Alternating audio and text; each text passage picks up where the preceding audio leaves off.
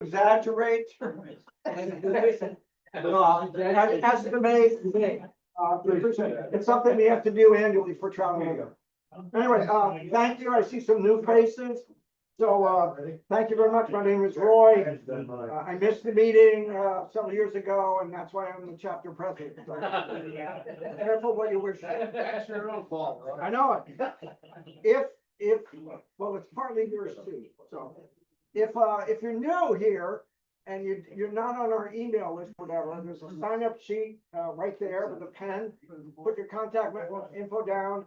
And we'd be happy to start you up on our email list. And I understand there's a couple new people that have joined Travel Unlimited, so thank you very much. We'll do a short business meeting and then we're gonna turn it over to the program because we have a fabulous program for you. First of all, how is this working out for you? It's our first time here, all right? Great. Great. Fish tacos are excellent. Although I did notice that beer. in the other room, there's a giant fish on the wall. Yes, yes. For those of us who've been around 25 years or more, when we used to meet at Cappy's, which was right out there, that wall used to be part of the old Cappy's. There is a huge 10-foot long Scotch Irish salmon, big wooden thing, and it's gorgeous. And it used to hang in Cappy's where we did our meeting. So this is a little bit of a deja vu for some of us. So great. Let's just start over here and just go around the room real quickly. Just say who you are, what town you're from, and if it's your first time, just let us know it's your first time. Portland from Belfast. Great name, Portland. I can't resist saying that. Carmen, Bombeke. Thierry, Bombeke. This is my first time. Yeah. Yeah. A long name. Paul Guernsey, Warren. Eldor, Lincolnville. Super. Bill? Bill Owens, Walterboro. Joel LaFleur, Camden. Ron Johnson, Cushing. Pat McDonald, Bremen, and I'm a new member. Way to go. Okay. Yeah, right. Thank you. Want to be on the board? Stu Rich, St. George, Dave Williams, Piedmont. Hey, Victoria, Carmen, Rockport, Super. Chris Condon, Rockport. Amanda, Brian, Austin, Rockport. Wow, you four together, huh? That's great. Lawrence Anderson. Well, Steve Howard, Waldeboro, and this is my first time also. welcome, Steve. Barb. Barb's got raffle tickets, so we got some good raffle prizes up there. Feel free. Dan Daly, Camden. Dan Dwyer, Camden. Mark O'Donnell, Union. Steve Hirschberg, Union. Don Abbott, Camden. Jerry Young, Lincolnville. Dwight Sprouse, Wineville, and my wife Kelly. Hi, Kelly. Joanne Mosswild, Belfast. Morton Mosswild, Belfast. Archie, Brooks. Brooks. And is this your first time? second time, Second actually, time, right. I joined last. Great, thank you. And I'm Roy. All right, we're trying this out. Sounds like it works. It's a little bit noisy, but we'll figure that out. So we'll meet here again in a month on May 12th for a meeting. And Joel LaFleur, who's right here, is our tech guru. Joel's going to be talking about fishing remote ponds, including some of the heritage ponds in Maine. He's done a lot of that, and he can show you how to find them, how to get there, and how to fish them. So it's going to be here again. So please show up for that. So everybody brings their gazetteer, is what you're saying? Sure. So I'm not gonna spot burn except for places that are well-known and places that are over 2 miles to hike into. So God bless you.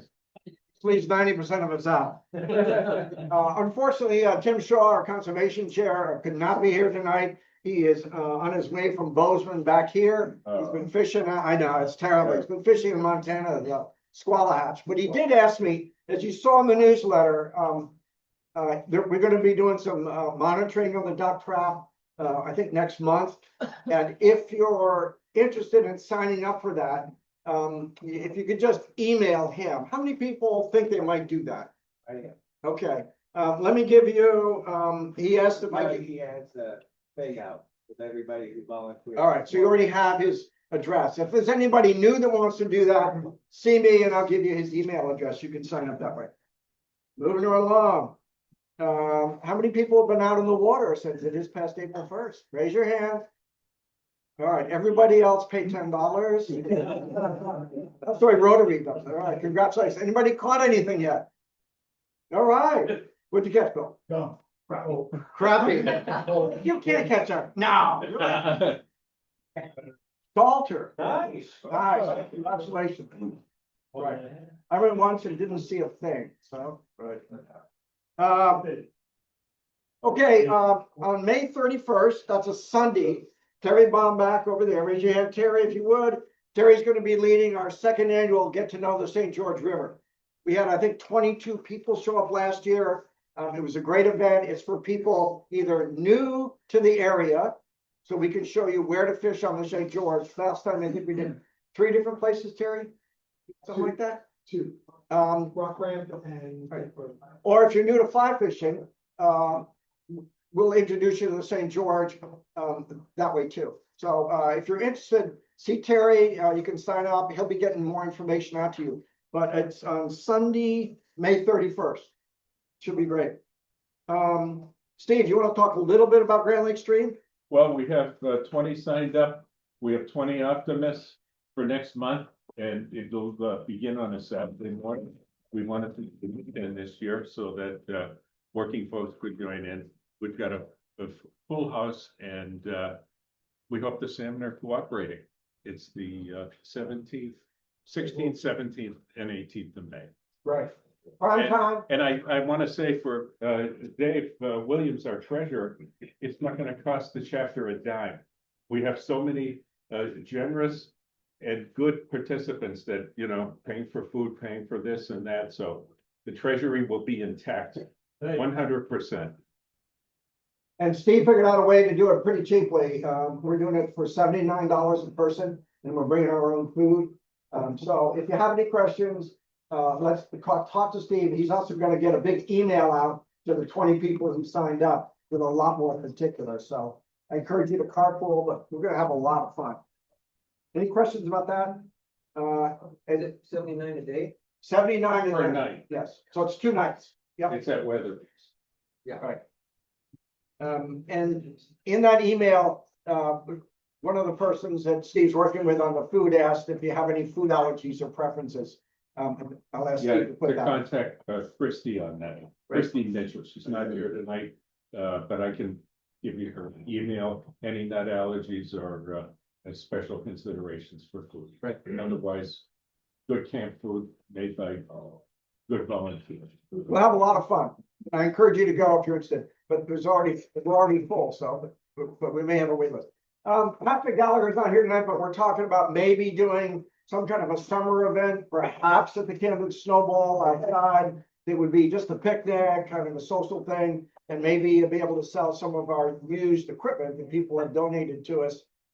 That's how we make a lot of our money to put into our conservation work, support trout camp, etc. So the board's gonna think on that with Patrick's help sometime in the next month or so. So stay tuned. A lot of us were at the Fly Fishing Film Festival a couple weeks ago down in Waldoboro. We had 130 people show up. It was great. Paul was there with his new book, and we made $1,200 for a trout camp. So Stu Rich is here talking about trout camp a little bit, but we're thrilled. We already gave $500. We're thrilled to try and use some of the donations we get, not only for our own conservation work, but to support trout camp. Stu? So I've spoken to y'all a little bit about trout camp in the past. Trout camp is June 14th through the 18th over on the Kennebec River in Solon. We still have 4 slots available. Big from a financial point of view, trout camp overall budget's about 20 grand. Of that, tuition pays for not quite half. So thanks to Roy and Patrick and others that were up at the main sportsman show, selling, auctioning off art and other things, the Georges River Trout Unlimited raised $1,200 for trout camp. That's such a huge help. We are so grateful for the support of this chapter. And like I say, we still have 4 slots available. If you know anybody 13 to 17, it's an amazing program. If you know anybody, please let me know. I brought some flyers for Roy tonight, but I'd be happy to talk to anybody about what it is and how it works. Thanks, Stu. Thanks for your leadership. Thank you, Roy. The flyers are back on where the auction table is. I wanted to just make you aware of a book. Many of us have this book by a guy named Thomas Haynes. It's kind of the Bible, Hatch Guide for New England Stream. It went out of print.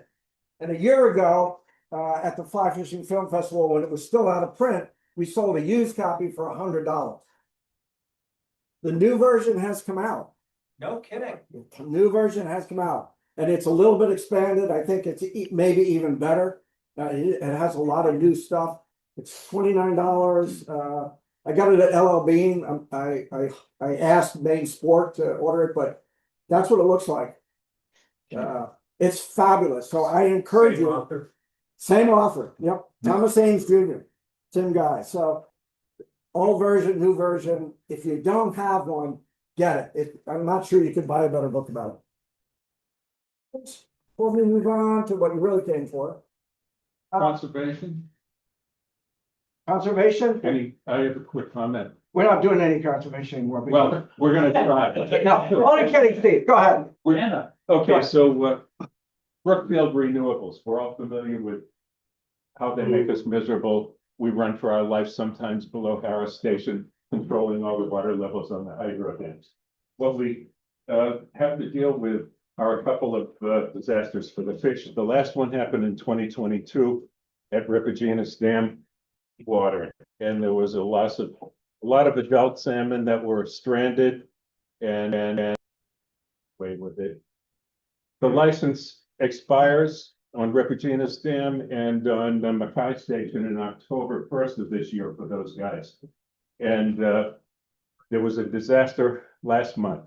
What happened was in February and March, kilowatt hour prices were at record highs, and Brookfield Renewables decided to ring the cash register as fast as they could and as high as they could. And that ran down Chesuncook Lake, caused another dewatering at the worst possible time. And we've lost, we don't know how many thousands or hundreds of thousands of egg sac fry. It was the prime week for the hatching of the from the embryos. So our pit bull on FERC regulations is Steve Hines. He's on our state council. Steve wrote a letter to the federal authorities at FERC, to the secretary in Maryland, 4-page letter, big complaint, big noise, and we'll see what happens. The chances that their license will not be renewed are pretty slim, but we're hoping through his legal defense fund and Steve's hard work that we can get a delay and at least make them pay the price for months or a year or whatever. But they opened up those turbines at full blast. They rang the register, and it's another big problem. So maybe we'll call them Brookfield Regrettables from now on. But that's the story. Thanks, Steve. One of the things we're working on is if they want to continue to run the dam, we think they do, we're going to put certain conditions on it to prevent things like happening, like Steve just said, etc. They're not good at that at all. They really don't get it down. So Isn't the flow restrictions already on that? they don't seem to pay attention to them, David. And the FERC doesn't levy fines where they should. This is a big international company, and so Brookfield is just one of, it's just big and they don't really care about us, as opposed to when local pulp companies or power companies in Maine used to own it, we had a little bit more sway. So we have to fight it in court. The only good thing that's happening with Brookfield right now is that Nature Conservancy signed a contract with them for 164 million to buy the Lockwood and the 3 dams above Lockwood on the Kennebec. And TU is involved with that and other servant groups. So the picture looks as if it's possible within 10 years that those 4 dams could be breached. And if that happens, then Atlantic salmon would have the very precious Sandy River access. So that's our hope. The other side is there's a challenge. The challenge there is that at the Sappy mill, it employs 800 people. we want those people to keep their jobs. And there'll be a challenge as to how the engineers will be able to continue to bring good flow to operate the Sappy mill. And so whether there's gonna be a channel or a canal of some kind, it's yet to be determined. But it's a hopeful on Atlantic City. Yeah, so some wins and some real challenges. What else is new about environment? All right, I'm gonna move on unless there's any question for anybody, because I want to give Carmen and Terry as much time as possible. We are really lucky tonight to have Carmen and Terry Bombeke here. They're gonna talk about how you catch these humongous brown trout in New Zealand and how they do it, how to get there, and how to save some money doing it. So they're our own folks, but I don't know if we could get anybody better to talk about it. So thank you very much.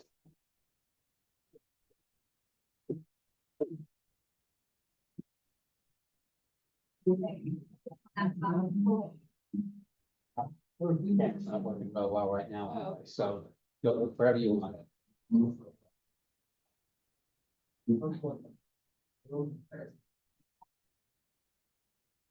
guys don't want me like. Something on, that's good. But we'll just share it. Sorry, I need lots of. Gotta get out of the way.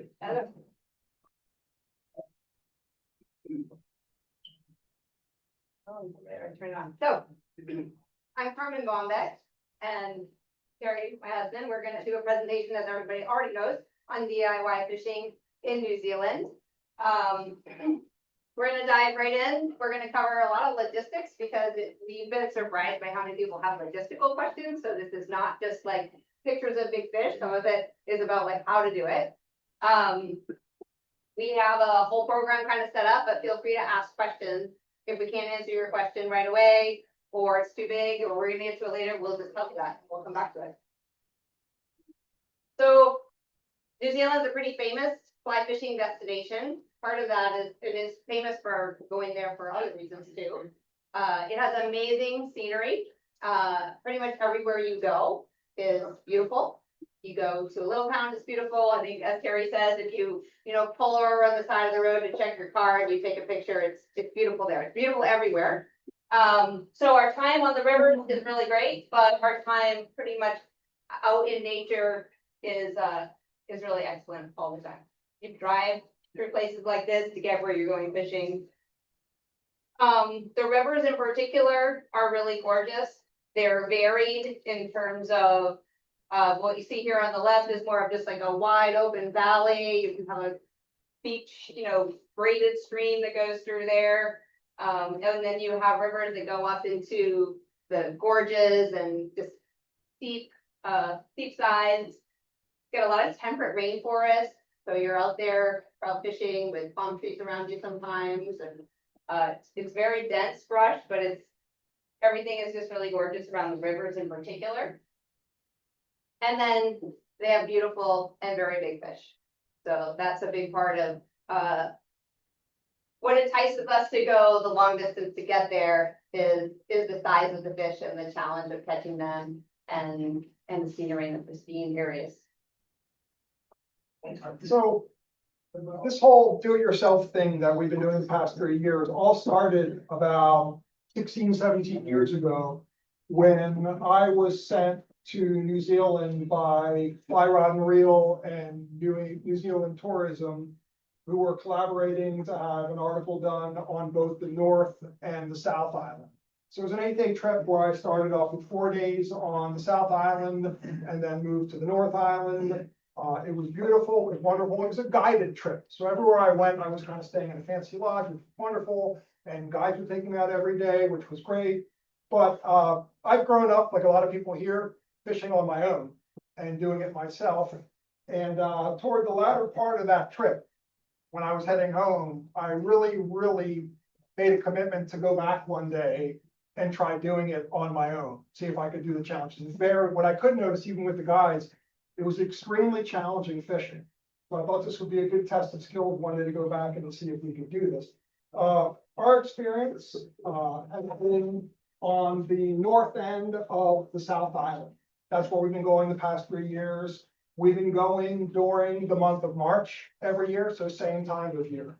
And although a lot of what we're going to explain probably holds true for all of New Zealand throughout all of their fishing season. But yeah, there may be an exception where something that I mentioned here really doesn't apply at a different time of year or a different place. So keep in mind that this is a North Island March-centric presentation as we go along. So for the details of, how we're doing it, how we're getting there, you know, Terry and I were pretty cheapskates, so we're trying to save money, and one reason we don't have to guide is each other. So, times of year that you can fish. So obviously New Zealand's in the southern hemisphere, so we've got the opposite seasons. Their early season is October to December. During that period, you can expect high water levels, but the fish are not particularly educated. You're gonna have mayfly hatches. They haven't seen a lot of fishermen yet, so that's kind of a perk.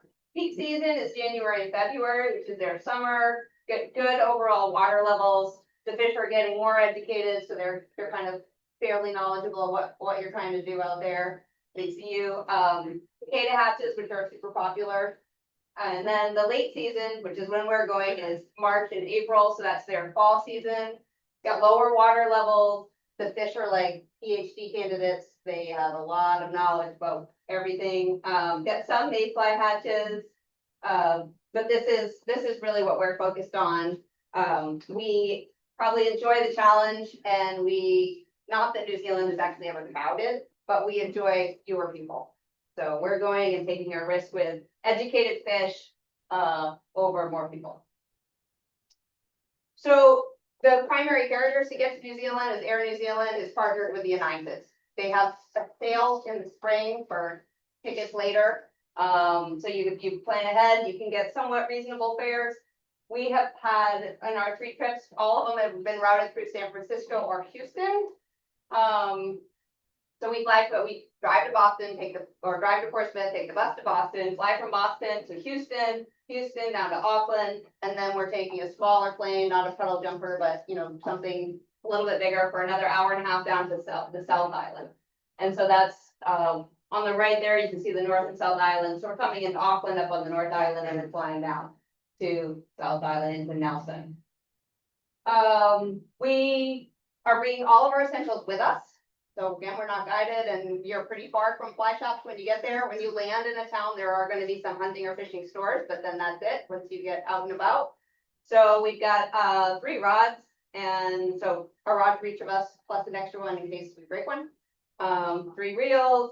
We've got our wading boots. So we're kind of dressed like our regular day in New Zealand. This is what we were trying to do a little bit of. But so we've got all of our essentials with us. We travel with only carry-ons. So we don't want to mess around with not having our luggage get there, and then we can't fish for 5 days. So we've got, each of us have one little roller board, and we've got a backpack. We're carrying our rod tubes. Terry's got his. This is the backpack he's bringing on as his personal item, and he's got that tube with him. The net goes in there. I've got one similar, and so we're going pretty light. Bring our own net. You're going to need one, so you either bring it with you or buy one there at your first stop. You need all your gear to be really clean. So they're going to have you get all of your gear out for fishing and look at it in the biosecurity when you go through customs in Auckland. So, you know, these are my boots, which actually I had been new. I just worn them around town walking to break them in. But, you know, they get a little sticker, pass biosecurity. They're just trying to keep their waters pristine like they are. And then it's the flight, if you go through Houston, is about 15 hours in the air from Houston to Auckland. So I just encourage you to do anything that will help you sleep. That's at least what I do. So those are kind of the basics of what we're doing. The total travel time is probably 30 hours. You're going over the international date line. So, you know, if we leave like on a Wednesday, we're getting there on a Friday morning. And then when we come back, we leave on a Wednesday and we get here on Wednesday. When we're there, we're just renting a car. The first year we rented a sedan. This tells you really like how on the low end of things we try to go. That was a little precarious. So we did upgrade to a small SUV after that. So this was our car from a couple of years ago, but again, like this is just where we happen to park to go fishing, and it's beautiful all around it. There's a lot of gravel roads, like all right, main roads, so it's kind of like if you went up north and you're on the Capitol Road or something, there's a lot of roads that are like that. This little road here, I like to start, they're highways on the South Island are kind of like Route 1 or Route 17, so they're still just 2 lanes and not fun cars. But they had a detour, they were doing some construction on this really steep cliff, and this was the road for the detour. And this is like a good part of it. It was all these switchbacks, sort of an hour and a half to go up over this path and come back down. But this is, you know, for New Zealanders, it was like, well, that's obviously fine and the next best route. So this was the alternative to that. Rental car, they have US companies there. They also have New Zealand companies. We booked with a budget, I think the first year, just because I was a little uncertain, like, I don't know. I couldn't tell with the reviews. The last 2 years we've gone with New Zealand companies and that's worked perfectly fine. We're staying in Airbnbs when we get there, and there are not a ton of Airbnbs, but there are enough that you can find places to stay. This is sort of, you know, a farm that we stayed on, kind of up on a hillside in a river valley.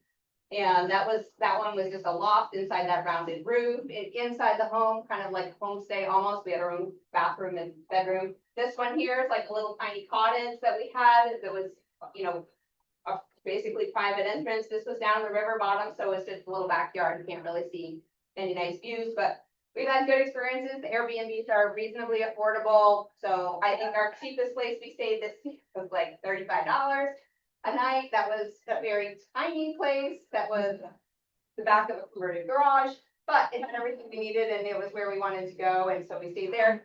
Probably the most expensive place was maybe like 110, so pretty reasonable. And all the places we get, I guess I'm getting ahead of myself, we Foursquare, so inside secret, Thierry's favorite place to go is Hannaford.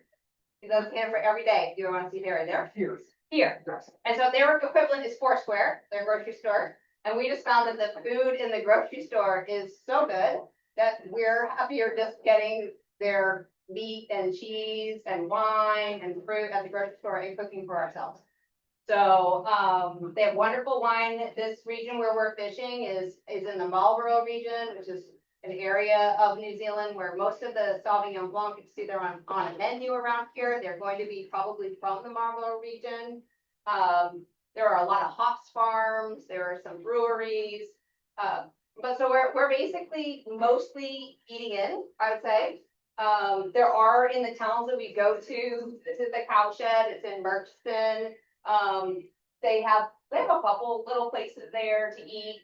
But so we'll go in and just enjoy it if we can. In some little town, if it has a restaurant, we'll go. But generally, we're probably doing the right hand version 4 out of 5 days. I would say.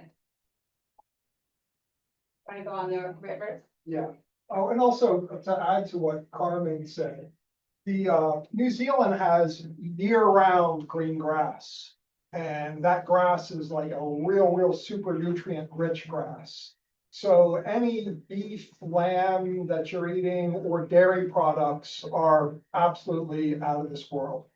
You can go into the little grocery store and buy the El Cheapo little ribeye steak, and it's as good as what you would get here at Bleecker and Greer. That's what we actually got onto this. Yeah, are you People into a grocery store, they had some cheap. And we bought them and we're like, wow, we never need to go to a restaurant again. Yeah, our plan was probably to go out to eat every night, and then we discovered this great food, and most of our Airbnbs had little patios or back decks like this, but said, screw the restaurants, we're just gonna do this instead.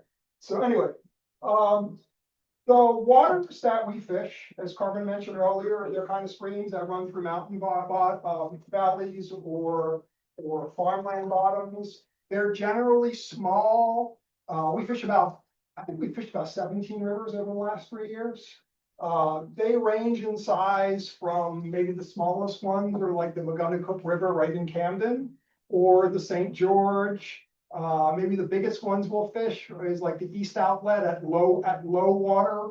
Maybe the thing that they all have in common is it's very super gin clear water. Some of them are beautiful sapphire tinted. Some of them are green. Some of them have like a tea colored bottom, but the water is still very clear. And that's really wonderful because it allows for the spot stock fishing, which is what New Zealand is famous for. Some of these rivers are right off the road. You could pull your car in and walk down the trail a couple hundred yards and be on the water. There's also opportunities to hike 3 or 4 hours into the mountains and go hit a stream in a more remote area. The fish, as you might imagine, in the remote areas are less educated, easier to catch, just as big.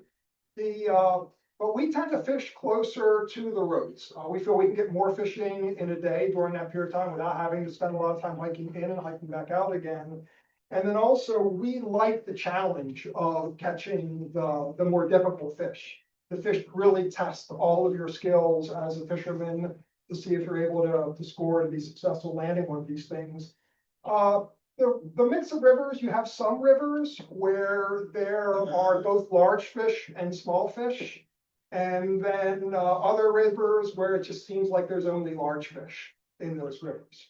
And the fish themselves, the average typical fish, kind of almost like a cookie cutter fish in New Zealand. And it's a fish that's going to go between 21 inches and 24 inches and weigh somewhere around the 4-pound mark.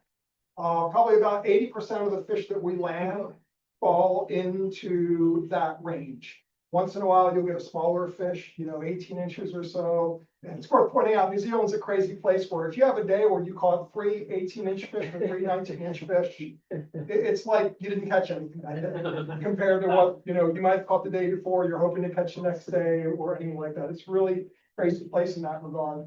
The largest fish that we've been able to land so far, I think 27 inches, 7 pounds has been the biggest.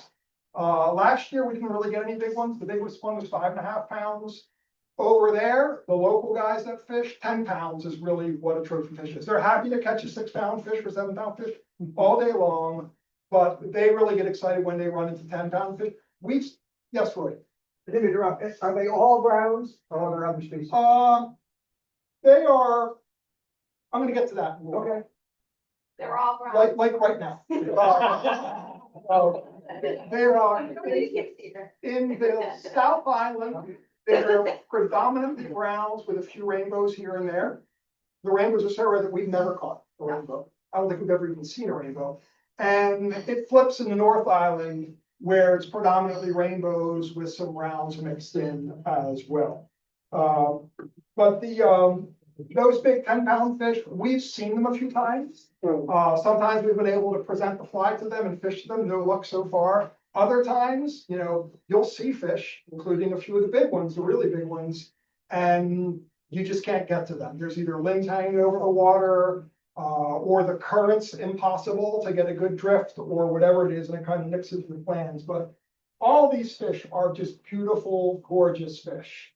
If you look at the size of like the pectoral fins on this fish here, the size of the tails, they're just really wonderful. I wanted to put these pictures kind of juxtaposed up here because it's kind of cool. I caught these two fish about 300 feet apart from each other, about 20 minutes apart from each other. But look at the difference in the fish. You have the one on the left that's kind of the classic brown chow color and spot configuration.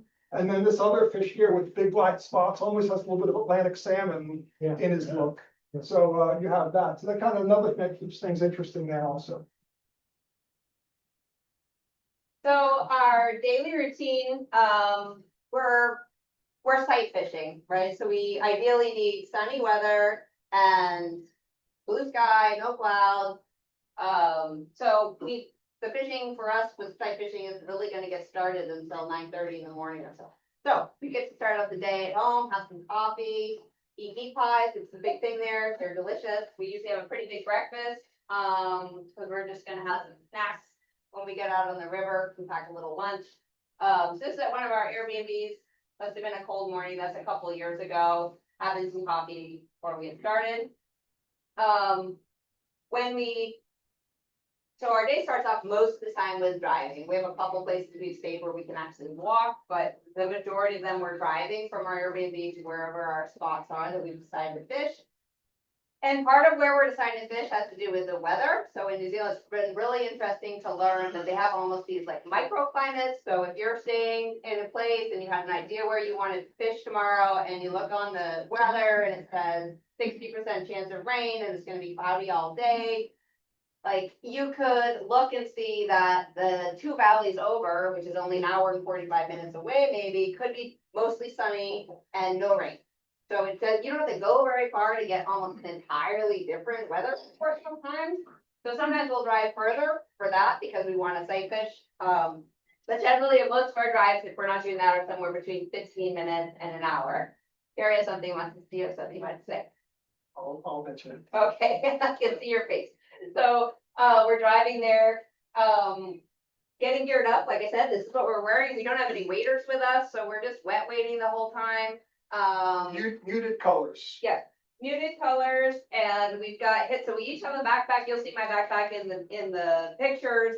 In the, with the backpack, we kind of have almost like a little mini fish kit. So once I get onto a fish and I'm gonna do something with it, I've got this here. It's got my flies, I've got my nippers, I've got my forceps, and just the very basics that I'm gonna need, so that if I'm out there with the fish and I need to change the fly, I don't have to go back to the shore. So they're so wary, like you don't want to risk moving any more than you have to, or walking any further than you have to. It just takes like one little scrape on a rock and they're gone. So, so we sort of have a little pack there, and our net, just regular wading boots with cleats. Got my buff, cover up my face for the sun. They also have a lot of sandflies. Sandflies are just like our black flies. They have them year round. They're not quite so swarmy, but there are a lot of them. So that's their, we didn't use our bug nets, so we do use these for them, and some gloves. Where we're gonna go, we usually picked out kind of where, oh, right. And remember, so before you leave your car, before we leave the car, we have a little like upstream and downstream sign in the glove compartment. And we put that out on the window so that somebody who comes knows we're fishing, and we've either gone upstream of the car or downstream of the car.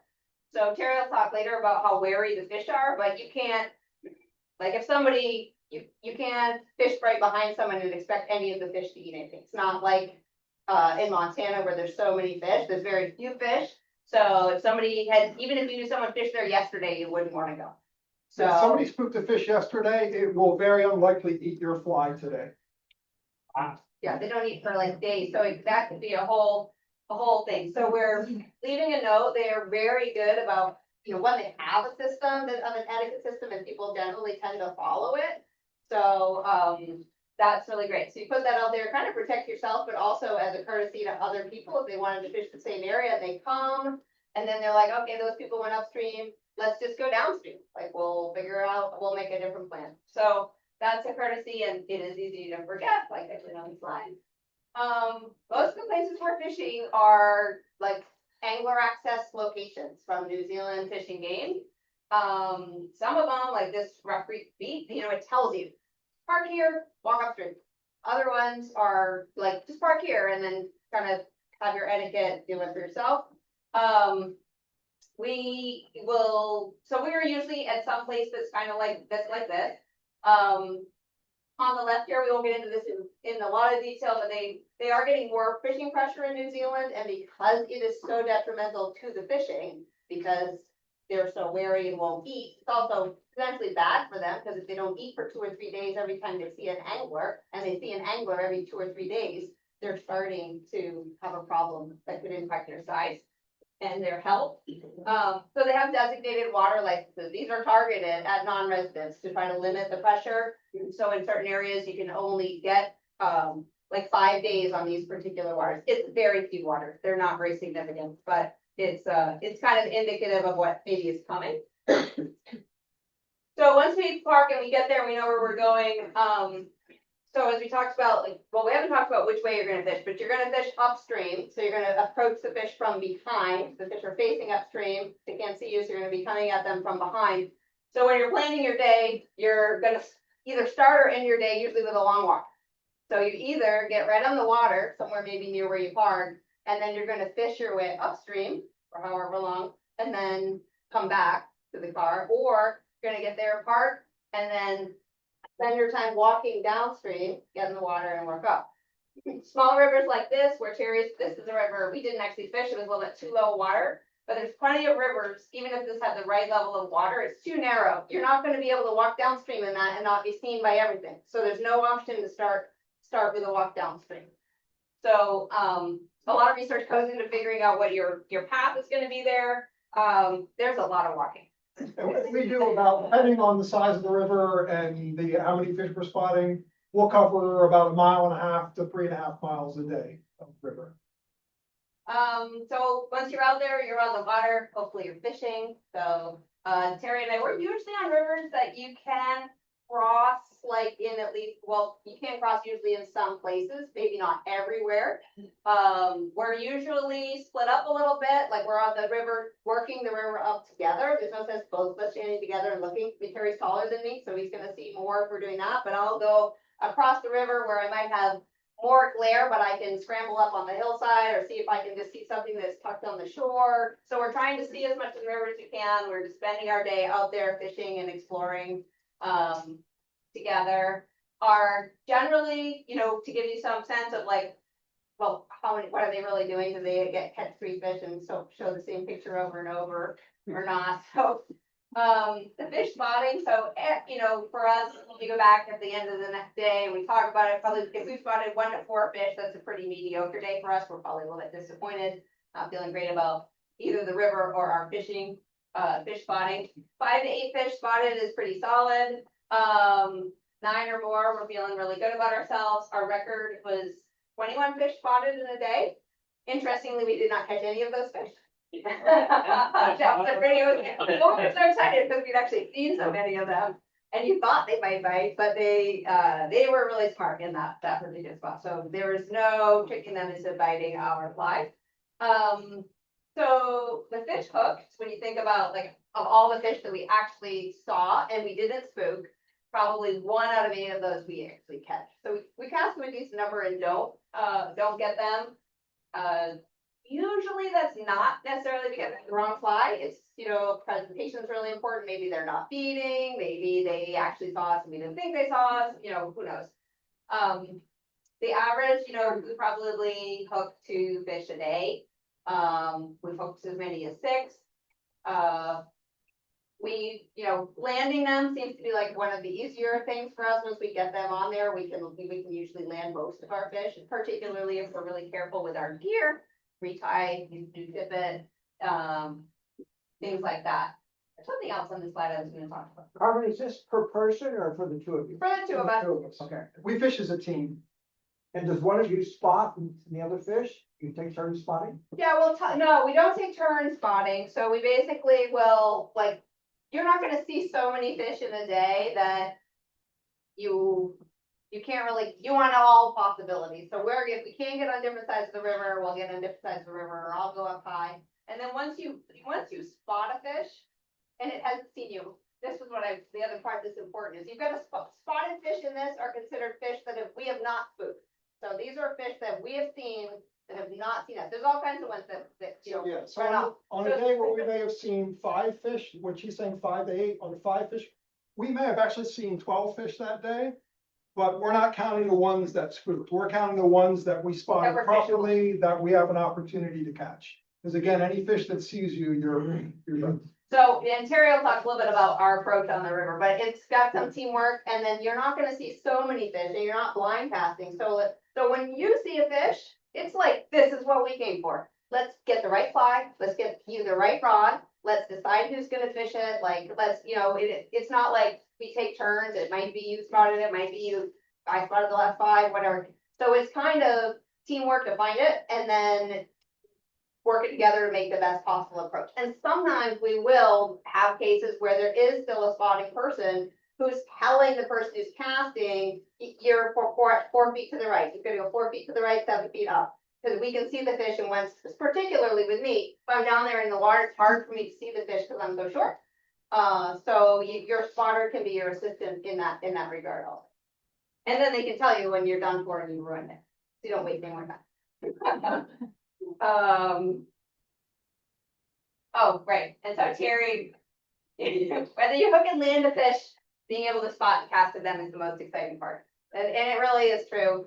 We were talking to Cully a little bit earlier, and he was saying he'd done some sight fishing and then was like, when he had to go to blind fishing, it kind of felt like a real downgrade. So spotting is really pretty exciting. So hopefully in our day, we're catching some fish. So this isn't our daily routine. So we're out there, we're hopefully catching some. And then we've got to walk back. So either, you know, these are two obviously totally different walks back to your car. So you might have 2 or 3 miles on a nice little gravel road or a grass field. Or you could have 2 or 3 miles on rocks like that with a whole bunch of river crossings to get back to the car. Pretty much all day and all the time, we're just having a good time and experiencing kind of whatever comes our way. So I already talked about the palm trees, but that's been sort of interesting that there are palm trees where you're fishing to trout. We have all kinds of funny things happen to us. These goats were really enthused with our car and our gear and ourselves. We've come back and had like cows that lived all over our car. So a lot of interesting things. These on the right, these are hops flowers, and so they have a lot of hops farm making hops for beer. It is, you'll drive, let's say, across the road and into a valley, and you'll see like hops for a long ways. And chamois, this is not our own picture. This is a like Google picture. Yes, we didn't have our camera, but we did see a chamois the first year. They're kind of the size of a deer, and other things. This year we heard red deer roaring. Kind of like elk bugling, but they're red deer roar. The other thing we saw this year too was I saw something, I thought it was a dog running across a pasture.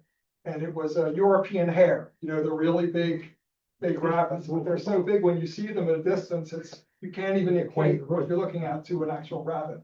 And then we drive around with like birds. Yeah. So Yeah, there's lots of we have lots of fun with the wildlife. There's even a bird there that makes the exact sound of locking and unlocking your car.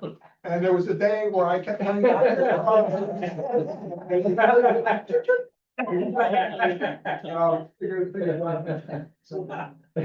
one of our Airbnb hosts is like, like a naturalist, and he's been just this wealth of information. We stayed with him for 2 years, and that's been really fun. We'll just ask, by the time we get there, we built up like 20 questions to ask him about all the things that we saw.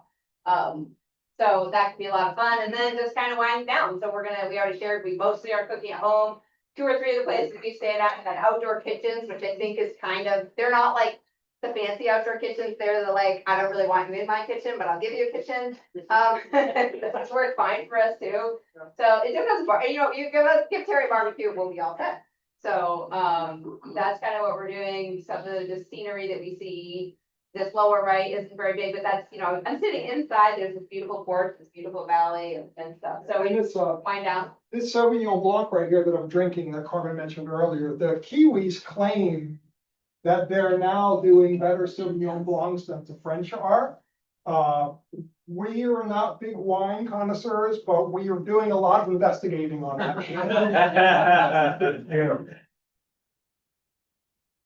So, we talked about the kind of rivers we fish, our daily routine, the style of rivers and all these things, but how are we catching these fish? How are we ending up with these big, beautiful fish on the end of the line when we're lucky enough to do it? Remember the stat of 1 out of 8 fish that we fished to a caught. We got our asses kicked a lot over there, but that's part of the fun. So these are amongst the wariest fish on the planet. New Zealand is renowned for its spooky fish. You just can't walk down to the water and start casting like you do in a lot of places around here. You would pretty much scare everything over into the next county. You got to use that clear water to engage in spot and stock fishing. You know, you're always trying to keep a low profile so the fish can't see you. We're hoping for good weather conditions so you can see into the water. A lot of people, you know, like to get out on the water first thing in the morning or into the evening. For spot and stock fishing, that's pretty much your loosest time because you have a glare on the water and you can't see anything. Usually it's not until about 9:30 in the morning or 3 hours after sunrise that you can begin to see. So our average day, we're fishing somewhere from around 9:30 in the morning till 4 o'clock, give or take an hour, depending on how the day evolved. But anyway, the challenge is as far as finding the fish whenever you can. You want to get on an elevated position, looking upstream. That's kind of a cool thing. There's yucca plant along with the palm trees. I think it's really neat to have trout in this weird environment where you've got tropical trees and everything. But again, there's a lot, most of the day is spent watching the water. A typical day is 95% moving along very carefully and watching the water and, you know, 5-10% fishing, actual fishing as we're doing that. A lot of the teamwork is required. Carmen and I have a little hand signal system when we're far apart. Or in other cases, we're not very far apart, but if you start talking too loud or yelling over the sound of current, the fish can actually hear it. That's a real problem And for us. can spook as well. So, We have like, I'll be the airplane stewardess. so this is the fish spotted. If I look over and see her or she seems to be doing that, that's fish spotted. That means the fish spooked. Never mind, stay where you are, don't come over. That means we're all done. That means the fish is feeding. And that, you love seeing that hand signal because a feeding fish means that you're looking at a fish that's in that current, it's kicking out to grab something to eat, or it's coming up and down the water column. Those are by far the ones you have the best chance to catch. Well, I have my trick one. Yeah, and then that's, yes, and that right here, when you see somebody do this, that means the fish, I've stumbled up on a fish, it is so close that I don't dare work a lot of big hand signals. This is also followed by one of these. And 3/4 of the time, too bad, fish have seen. Spooked fish, I they do it go, all the time. yeah, not all the time. The spooked fish, they don't necessarily go heading for the hills, dashing across the river. Sometimes they do that. Very often they just swim off, or other times that fish that's moving and feeding a little bit, you're getting ready, you're going to it, you're hoping it didn't see you, you're moving around, oh, maybe I moved a little too much, let's see, you start to fish to it, and suddenly you realize the fish is stuck still on the bottom. It stopped moving. That's a spook fish. Cast to it 1,000 times, and you will catch it. Come back the next day, probably won't be able to catch it. That's how freaked out these fish can easily get. But when you spot a fish, like Carmen said, you develop a program for that fish, depending on all the variables, the environment, the situation that you have there. And then you observe the fish. Part of that is observing the fish for a little bit of time to kind of see what the body language is. Not just to be able to tell if this is a fish that's feeding actively and you have a good chance of catching it, or whether it's spooked, but also if you're going to fish to it, what's the best way to fish to it? Do we want to go with a dry dropper or an indicator rig or straight dry fly, that kind of thing? So you don't rush in and start fishing, you kind of look, and then after that, you make your plan of attack. One of the two of us is going to start creeping in on the fish. And that's one of the most crucial aspects of all of this fishing. Super crucial aspect is spotting. You don't see fish, you're not going to be fishing. But after that, it's getting into position. Usually these aren't far casts. We're getting, from here to the post, that would kind of be on the close side. From here to the back wall would be a long fish. But Dave Williams, raise your hand. From about me to Dave is probably about the average distance that we're going to fish to a fish hike. So you'll get in the water, you'll try to get straight behind the fish. There's usually about a 45-degree blind spot, which is the fish's only blind spot. And you want to stay directly behind the fish. As you're creeping in, you say a few Hail Marys. If the fish doesn't swing out to grab something, turn sideways and see you, and then you're done. Also, as you're creeping toward the fish, like Carmen said earlier, if the cleat from your wading shoe slips off of a rock and scratches, that might be it for you. If you go too quickly in calmer water and send a bow wake over the fish, that's it. Talking too loud, as I said earlier, that's it. Very disheartening when you see a fish. Sometimes you picked out a fish that's almost impossible to see. You're proud of yourself. It's in a great spot. It's feeding, and you make this program for the fish, and you wade in, you get there, and everything's good. And just when you're ready to cast, the fish swims off. It's like, oh, you were 90% of the way there, and then it all goes downhill.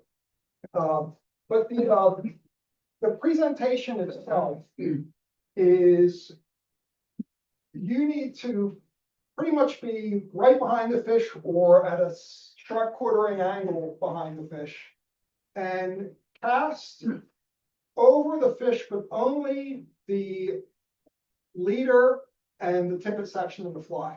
You can't overshoot the fish with your fly line. If it sees your fly line, you're done with it. Sometimes even the butt end of your leader, that thicker nylon material, will spook fish, whether it's the shadow, or whatever it might be. We're fishing typically, almost always, about 18-foot leader tippet combination. But unfortunately, 18-foot leaders and tippets don't lay out to 18 feet. Depending on the wind and other variables, they'll lay out somewhere between 12 feet or maybe as little as 3 or 4 feet. And that puts the pressure on when you're having to kind of hit that window.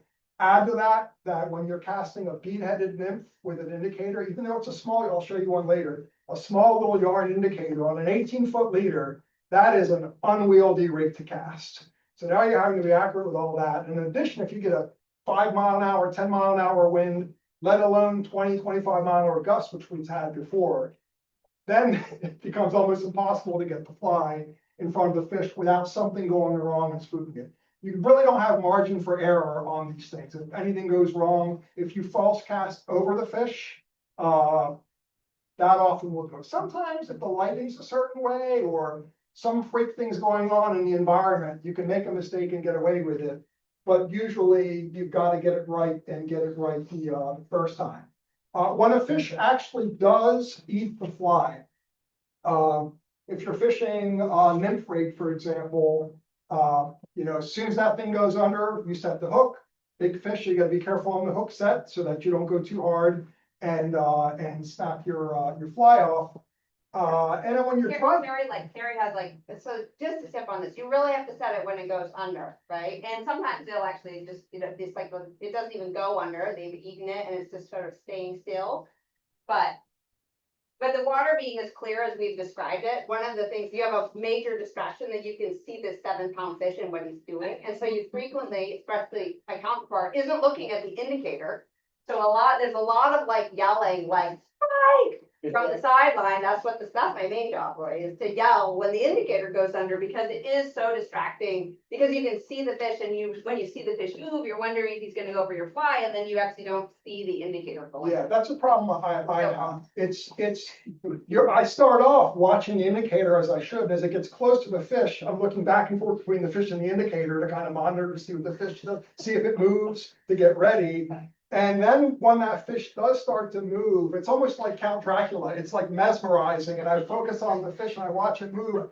And the next thing, she's screaming because the indicator had gone under, but I'm still staring at the fish. Now, in that clear water, You guys are still a couple, right? Yell that. Why didn't you yell? Why didn't you tell me? between the time we get there and the time we get back, there's probably maybe 6 mock divorces. From all the arguing. But it works out well. And yeah, sometimes there is an argument or two where, you go through all this effort and, it's land the fly on the white rock and you cast and the fish spooks and the other person says, why didn't you land it on the white rock? I did.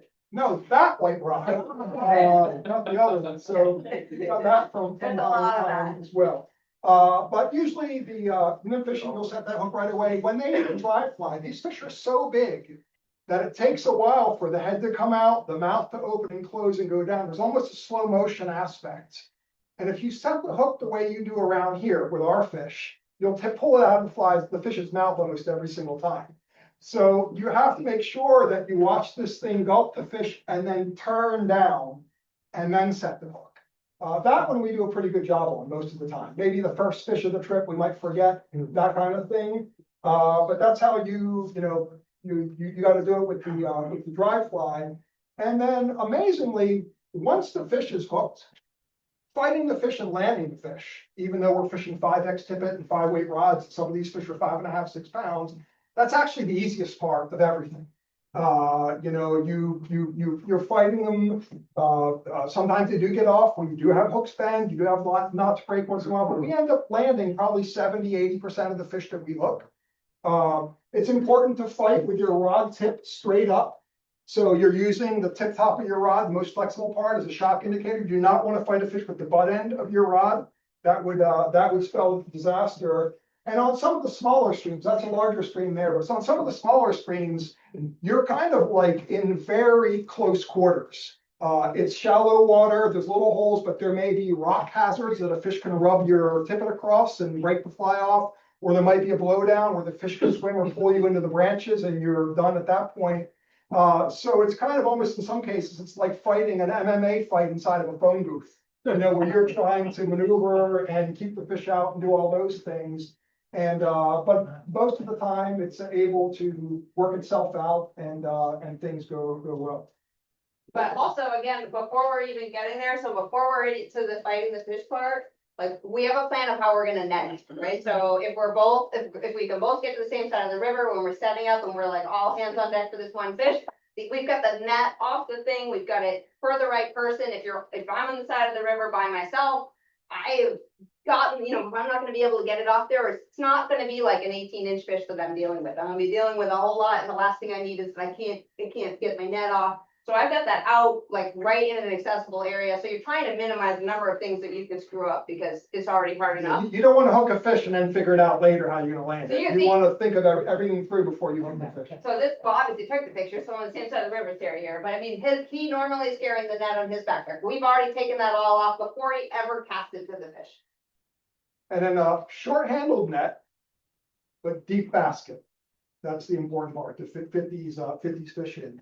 And, at first I was a little bit nervous about the short-handled net. As it turns out, it hasn't been an issue whatsoever.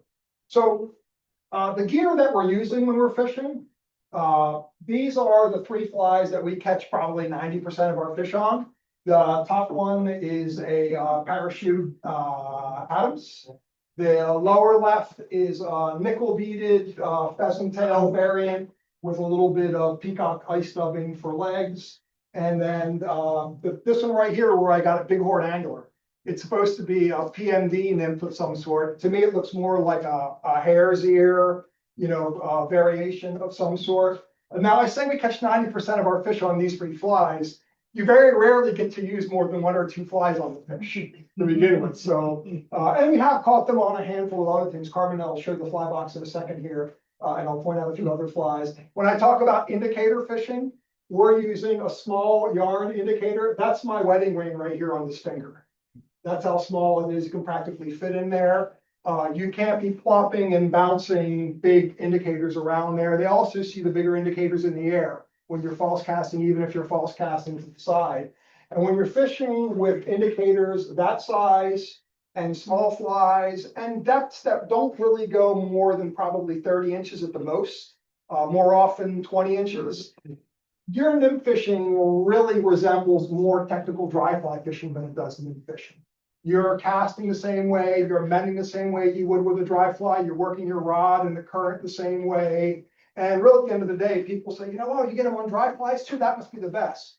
The dry flies probably are a little bit better, but it's super exciting to catch them on these light technical nymph rigs as well. And the water is perfectly clear, and you're targeting a very specific fish, so those things are also like the dry fly fishing. So it's not just throwing a nymph out there and having it, it's good water. It's the same. The fish is there, what it's doing, you're going right on, and when you make a good cast, when you don't, when it's coming by. So I think those things add to making it more like the dry fly. Yeah, another thing I'll point out here too is the dry flies generally tend to be big, like size 14, and the nymphs tend to be small, 16 and 18.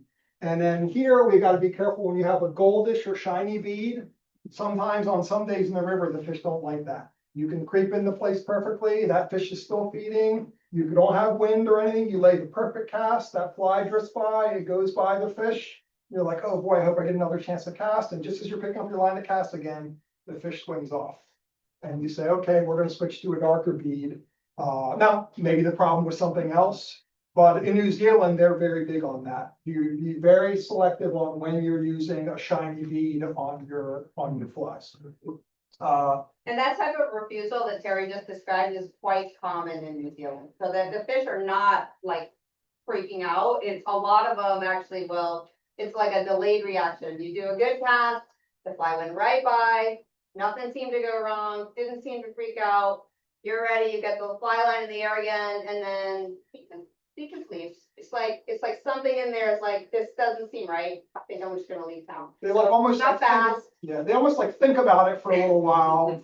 20 And like what happened back then 20 seconds ago, and then they just kind of leave and go off. So here's kind of the rest of my fly box. These are actually cicada patterns. There's a square a little bit late for the cicada hatch. I did hook a fish on a cicada this year. Hook bent and I lost it.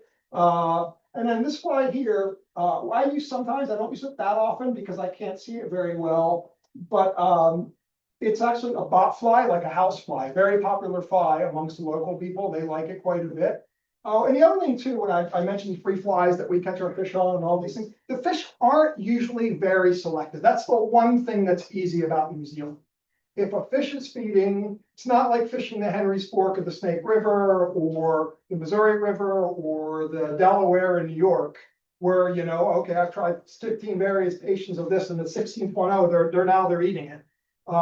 These fish don't see enough food to be picky. There's not enough bug life coming by en masse for them to be selective on certain things. So if it's a decent looking fly that's coming by with no drift, that's well presented, everything's good, then you're generally going to be okay. For leaders, like I said, 18-foot leaders, and tippet combination, that's usually a 12-foot Rio nylon leader. I like tippet rings, and then after the tippet ring connected to that 12 feet, I go with about 6-7 feet of 5X fluorocarbon for the tippet. Fluorocarbon is magnificent stuff. Some people don't like it. I'm a huge fan, and when you're catching fish like this, I got a photo somewhere there of my thumb bleeding, and that's from taking the hook out of the fish's mouth from the teeth. The 6-pound brown trout, that's the toothy one, will slice your finger right open. I would say quite like sticking your mouth in a pike or a pickerel's mouth, but I mean, I was bleeding pretty good when that happened. You So wanted the picture in the slide. yeah, I thought it was too cool. But anyway, so the fluorocarbon helps with that also. But even with the fluorocarbon, after every fish, you're examining your tippet material to make sure nothing's nicked or frayed. If everything looks good, you can fish a little more. You catch another fish. At that point, you probably want to redo your knot, no matter how good your knot looks. All these things. And if there's a chink in your armor, these fish will find it. And that applies to big fish everywhere. When people start fishing for 30, 40, 50-pound stripers, your knots, your gear, your system has to be at a whole nother level where nothing can go good. If you have an Achilles heel, they'll put an arrow right through it. Reels, not very fancy on the reel. Well, the rods we use all 9-foot 5-weight rods, travel rods.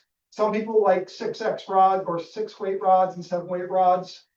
We haven't found that to be necessary. Maybe if we start hooking more of these 10-pound fish, we'll change our opinion on that.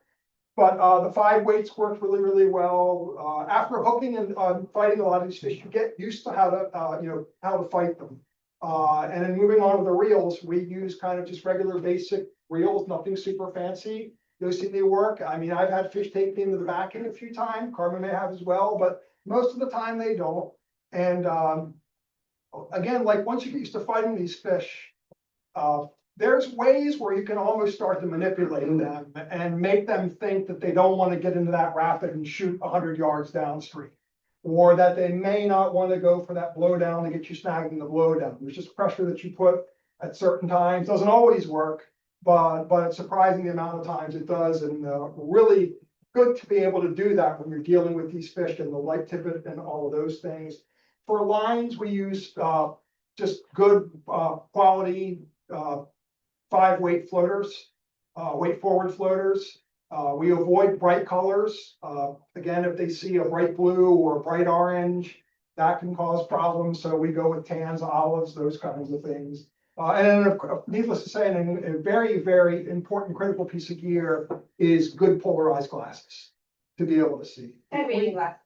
And and reading glasses as well for telling flies once you start to become a granny. There's a divorce for you, my boy. No, you stuck your chin out on that. Yeah. That was insane. She was gonna nail me anyway. So Yeah, so that's what we put together. I think if we're loving this trip.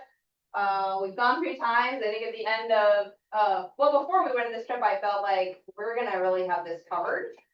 Each year what we've done is, after the first year, we kind of go back to certain places that we know we like, we kind of know what to do, and then we go to new areas where we're gonna have to explore and figure it out. We don't know the rivers, we just have to figure it out. And then we do the same thing the next year, so we're kind of sort of constantly expanding our area and our knowledge. And that's fun. So at the beginning of this trip, I was like, oh, this will be our 3rd year. We're probably gonna, feel like we're done with this, at least this region or something. And we walked away with like 5 more rivers that we found that we wanna go out and we wanna fish and explore, and I don't really think it's like a beatable place. And people are talking to people and talk about Patagonia, talk about other things, and it's just like, man, it's hard to beat. New Zealand culture it's very comfortable. So particularly for us in the way that we travel, where we're just trying to kind of fit in and do regular stuff and eat regular food and be with regular people, it's really nice. It's comfortable. It kind of feels like you're home. You can get around and English. Yeah. And in that, Carmen was talking about the stream etiquette. She was talking about putting the sign upstream or downstream in the car so other fishermen can know what you're doing. In over 50 days of fishing in New Zealand in the last 3 years, we have never a single time had somebody park next to our car and walk into the same water. Wow. If they come by and see a car parked there, they look and they say, okay, I'm gonna go find another piece of water. I mean, you may be on a 3-mile stretch. That 3-mile stretch is yours. They'll go find another part of the river. If they can't find another part of the river, they'll look and say, well, today's a nice day for golf. They'll drive by, come home and get their golf clubs and go golfing before they would crowd in on another angle. We've only ever seen one golf course, so don't plan on golfing as your backup. Kind of like what, Hiking is kind of like more what you're gonna see in reliable. Land Lake Stream here in that little while. Do you, any Other questions? questions, anybody? I have one. When you first started, how did you decide where to go fishing without a guide? Memory from where I fished on my prior trip. I like the area, I like the quality of the rivers. And, was already a little bit familiar with logistics of the area, the airport flying in. If you didn't have that background, can you do it online, basically? Two big things I was gonna interrupt. So there's a book, the book that you have is really helpful. Oh, like New Zealand. Anyways, so we have a good book that's just like helpful. And so New Zealand Fish and Game they have tons of information online about almost every single river. So, and it's like very detailed. It'll tell you this river has 2 to 4 pound fish in the middle section. It's got 5 pound plus fish in the upper section. It's not weightable. It is weightable. It doesn't handle rain well. So you can, start looking for that information. And a lot of it is right on the New Zealand Fish and Game website. And there are some other websites also. And then there is an older book that has, it's the same. It just has the regions and the river type things. But those have been big resources like this year for when we ended up in a new area, because certain park they had some big floods last year in one area we've gone, and we just, read about them and went out there, and that's how we ended up with 5 more rivers that we think we want to go explore. Okay, so Paul, Oh yeah, there was another thing. I'm gonna try to beat you to the punch before I let you ask your question. Because Carmen asked why I was laughing early in the presentation, and I was thinking back to about 10 minutes earlier when I would mention being sent to do a magazine article for Fly Rod and Reel. Paul Guernsey was the editor of Fly Rod and Reel. He was not the editor when I was given that assignment. I was given that assignment by a brand new editor who was not yet aware of my poor writing skills when he gave me that. So let's see if I beat you to the punch, or you were gonna ask a completely different question. I'm glad you brought all of that up, I saw you cringe when I said that. but I smiled a little bit. Yeah. But I wanted to ask about access, like the way you guys are talking, access is absolutely no problem. And every river is wide open and you can walk along the bank and whatever. For the most part, there are a lot of public access places, so anywhere you see those signs. It's private water where the country has made a deal with the landowner to just allow open access. Yeah. Ask permission though at some of them. Well, in other cases, you go to a farm where there aren't access signs and you need to go knock on the farmer's door and ask them if it's okay. I think we're batting 1,000%. When it comes to asking for permission to go on these farms. But that's also the type of information that they have on the New Zealand Fish and Game. It's gonna tell you the access point, and like some of the access points you also have to ask, but it'll say, go up this road and you'll need to ask at the farm, but there are 2, there's 2 sites or whatever. And so they're there, I would say one of the things that's really important to understand is that the woods are incredibly thick. So it's like a temperate rainforest. It's all out dense, it's got Blackberries. lots of blackberries, thistles everywhere, it's just like impenetrable. So when you look at a map and you see like, oh, there's the river and the road seems to go really close to it, it looks like there's only like 20 yards of woods, like you're not going through there. It's not gonna really happen. So you need to be usually at like designated access points to get on because it's like you can't get there, even though it might be really close. The blackberry is nasty stuff. And the further you go, and then it's like, you think it might get more open and it doesn't, and you end up backtracking almost all the time. So it's not as open as like your description of it, but it's definitely, it's accessible at the places that are already open. And there are a sufficient number of those that you're not really running into it's not like going to Reynolds Pass or somewhere right out in Montana where everybody's at the spot. Well, you're not wearing waders. Nope. No, The water is warm enough to wade without 50 to 60 getting. degrees, Huh? 50 to 60 degrees. So at its coldest, it's a little chilly, but tolerable. And the temperature during the day is probably 60s, maybe 70s. A cold day would be in the 50s. But and I had thought about that. A lot of the pictures show me with like a hat on and like extra stuff. I get cold pretty easily, especially if I'm in water, waist deep. But it's relatively comfortable. Any luck with the dry flies with the mist below it? We've probably caught a few One or fish that two. way. It feels like kind of risky, like it's not worth trying. So you really want to give every chance your A game, and if you think the dry fly is your best chance, just put on the dry fly.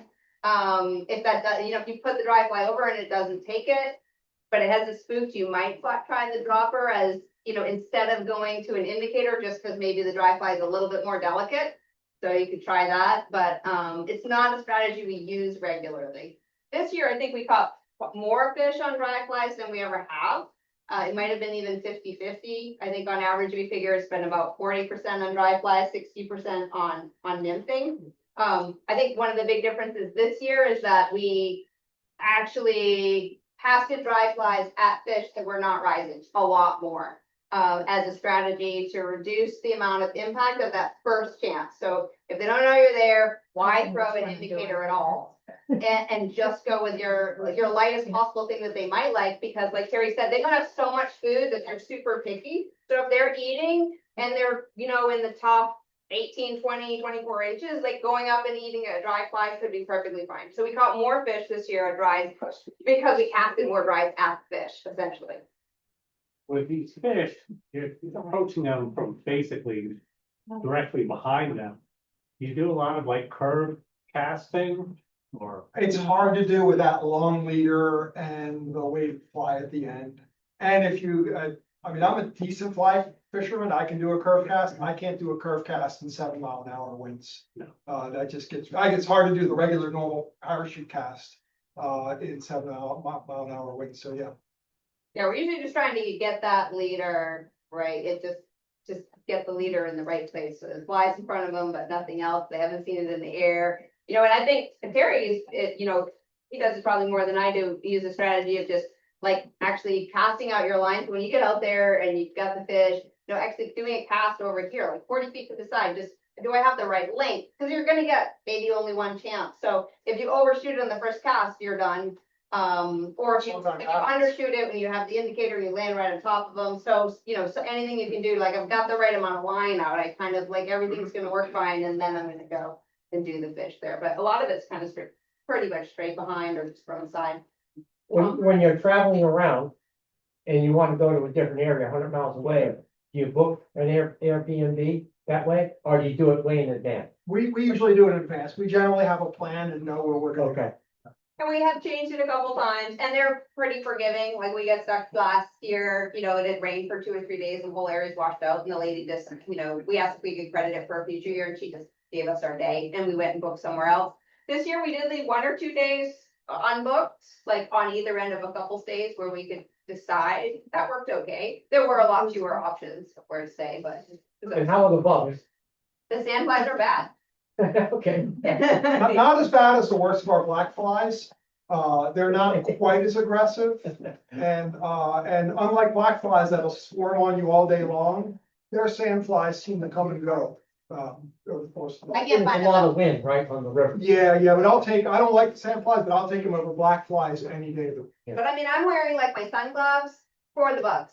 And I'm wearing them most of the Buff day. fold up. You've got your buff up, but that's probably 50% for the sun and for the bugs, but there's quite a few. And then when you're at your Airbnb or in town and you're talking for, everybody's kind of, it's fine, get the bugs We off. probably Quite need to bring this to a close, because we're gonna do the raffle too, but incredible amount of information and, We made it all up.